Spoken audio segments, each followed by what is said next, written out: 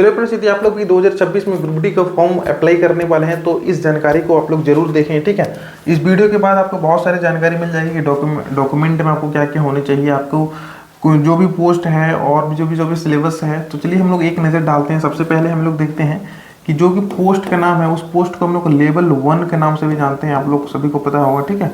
Level 1, और इसे हम लोग ग्रुप डी ही बोलते हैं, ठीक है, लेवल 1 या फिर ग्रुप डी, ठीक है। और यदि इसमें एज की बात करें तो कोरोना के टाइम से इसमें 3 साल का जो एज रिलैक्सेशन दिया गया था, तो इसलिए अभी जो है ना एज है वो 18 से 33 साल तक है। यदि आपका एज जो है 18 से 33 के बीच में है तो आप इस फॉर्म को अप्लाई कर सकते हैं। यदि 33 प्लस हो गया है तो आप ओबीसी सर्टिफिकेट बना के आप लोग 3 साल का एक्स्ट्रा यहाँ पे छूट ले सकते हैं, ठीक है। यानी कि यदि आपका 35 या 36 तक है और वो एज जो है कब तक कैलकुलेट होगा, तो देख सकते हैं 1 जनवरी 2026, ठीक है। 1 जनवरी 2026 तक आपको इस एज के अंदर में रहना है, तो आप नॉर्मल यहाँ पे भर सकते हैं, ठीक है। बाकी हम लोग देखते हैं यहाँ पे टोटल पोस्ट की यदि हम लोग बात करें तो यहाँ पे 22,000 पोस्ट है, ठीक है, जो कि बहुत ही कम है ग्रुप डी के अनुसार से। हर साल ये रेलवे की एक लोचापंती हो गई है, ठीक है, कि हर साल कम वैकेंसी निकाले और वो अरबों के रुपए उसके बैंक अकाउंट में जमा हो, ठीक है, 500 करके जो लिया जाता है, ठीक है।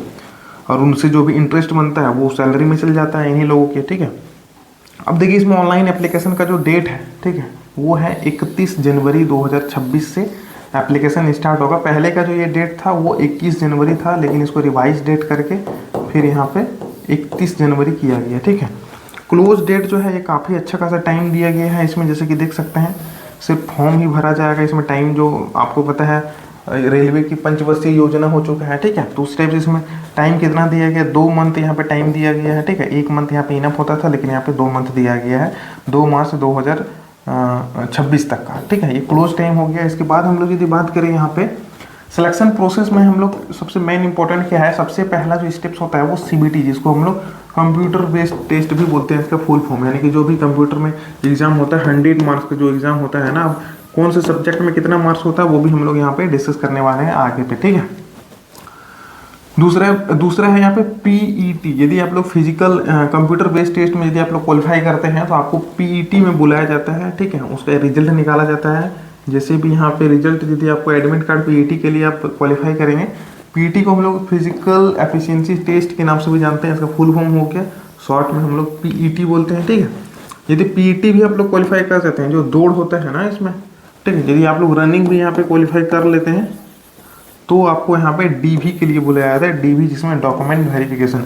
अब इसमें रेलवे का इस साल का जो है ना बहुत ही इंपॉर्टेंट एक नोटिस जारी किया गया है, जिसमें हम आपको यहाँ पे चर्चा करके बताने वाले हैं। चलिए आगे पहले ये देख लेते हैं।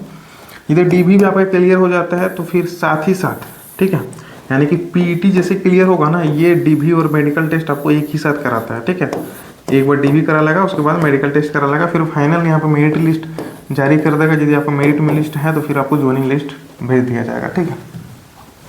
तो ये तो हो गया प्रोसेस, ठीक है, सिलेक्शन प्रोसेस। अब हम लोग देख सकते हैं सिलेक्शन लेने के लिए हमें किन किन सिलेबस को फॉलो करना है, ठीक है। तो ये बहुत ही इंपॉर्टेंट है। यदि आप लोग रेलवे में कोई भी एग्जाम को यदि आप लोग देते हैं तो इसका सिलेबस बहुत ही ज़्यादा मायने रखता है किसी भी एग्जाम की, किसी भी कॉम्पिटिटिव एग्जाम्स की। तो सबसे पहले हम लोग देखेंगे जनरल साइंस, जिसको हम लोग GS बोलते हैं। जनरल साइंस से जो है ना ये 25 मार्क्स यहाँ पे नंबर दिया जाता है, ठीक है। जनरल साइंस में जैसे कि क्या क्या हो जाता है, 3 चीज़ हो जाता है ना, जैसे कि फिजिक्स, मतलब PCM के भी नाम से भी, फिजिक्स हो गया, ठीक है, केमिस्ट्री हो गया और बायोलॉजी हो गया, ठीक है, PCB, ठीक है। तो ये तीनों पार्ट से आपको मिला के आपको 25 मार्क पे यहाँ पे क्वेश्चन पूछा जाएगा। दूसरा हो गया यहाँ पे मैथ्स, ठीक है। मैथ्स में यहाँ पे जितने सारे चैप्टर हैं, आपको यदि मैथ्स मेरे से पढ़ना है, ठीक है, तो आप नीचे व्हाट्सअप ग्रुप का लिंक है, वहाँ से मैं आपको लाइव पढ़ाने वाला हूँ, ठीक है। जूम मीटिंग हो या फिर गूगल मीट के थ्रू से है, पर्सनल 1-to-1 के थ्रू से आप मेरे से पढ़ सकते हैं। तो नीचे व्हाट्सअप नंबर है, वहाँ से आप मुझसे मैसेज कर सकते हैं, ठीक है। यहाँ पे देख सकते हैं, यहाँ पे GK GA, यहाँ पे 20 नंबर। GK मतलब हो गया जनरल नॉलेज। जनरल नॉलेज में बहुत सारा हो जाता है, जैसे कि जितने सारे आर्ट्स का जो भी सब्जेक्ट है ना, जैसे कि हिस्ट्री हो गया, ठीक है, पॉलिटी हो गया, पॉलिटिकल साइंस हो गया, ठीक है, उसके बाद जियोग्राफी हो गया, मतलब जितने सारे सब्जेक्ट हैं उन सभी को, साइंस छोड़ के जितने सारे सब्जेक्ट हैं वो हम GK में कवर करते हैं।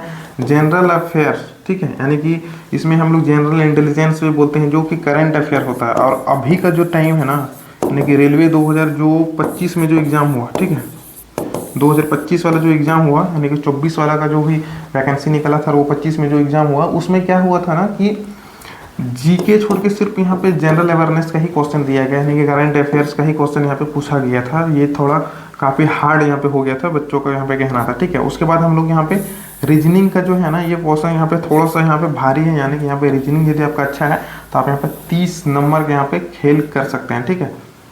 तो टोटल नंबर सब मिला के यहाँ पे 100 हो जाता है। रेलवे में 100 नंबर का सीबीटी होता है, इसी को यहाँ पे क्वालिफाई करना होता है, इसको सीबीटी बोलते हैं, ठीक है। अब यदि हम लोग देखें सर्टिफिकेट के बारे में, ठीक है, तो ओबीसी सर्टिफिकेट और एक चीज़ होता है फीस के बारे में, ठीक है। देखिए जनरल और ओबीसी के लिए जो है ना वो 500 का फीस है, बाकी जितने सारे फीमेल कैंडिडेट हो गए या फिर एसटी एससी हो गए, ट्रांसजेंडर हो गए, तो उनके लिए 250 लगता है, ठीक है। यहाँ पे ईबीसी एक होता है ना, ईबीसी जिस, ठीक है, उनका यदि इनकम सर्टिफिकेट यदि 50,000 है ना सालाना, तो उनका ईबीसी, ओबीसी में ही एक पार्ट रहता है ईबीसी, तो वो यदि ईबीसी यदि आप लोग बनाते हैं तो आपको 250 लगेगा यहाँ पे, ठीक है, एप्लीकेशन फी। और जब आप एग्ज़ाम दे दोगे तो फिर आपका वो रिफंड हो जाएगा, ठीक है। यदि 500 वाला का 400 रिफंड होगा, ठीक है। तो ये हो गया फीस के बारे में। बाकी हम लोग देखते हैं सर्टिफिकेट के बारे में। ओबीसी सर्टिफिकेट में बहुत ज़्यादा कन्फ्यूजन होता है, इसमें एक होता है क्रीमी लेयर, ठीक है, एक होता है नॉन क्रीमी लेयर,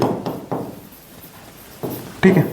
अब ये क्रीमिलियर और नॉन क्रीमिलियर कौन होता है आप लोग कमेंट करके जरूर बताना। वैसे यदि आप लोग को चाहिए मेरे से वीडियो ये आई विजन मेडिकल टेस्ट में कैसे पास करना है, क्या नहीं करना है, तो कमेंट कीजिएगा। या फिर मेरे से मैथ्स पढ़ना है आपको पूरे कंप्लीट में A to 1, आप वो डायरेक्ट क्वेश्चन पूछ सकते हैं लाइव थ्रू से, ठीक है।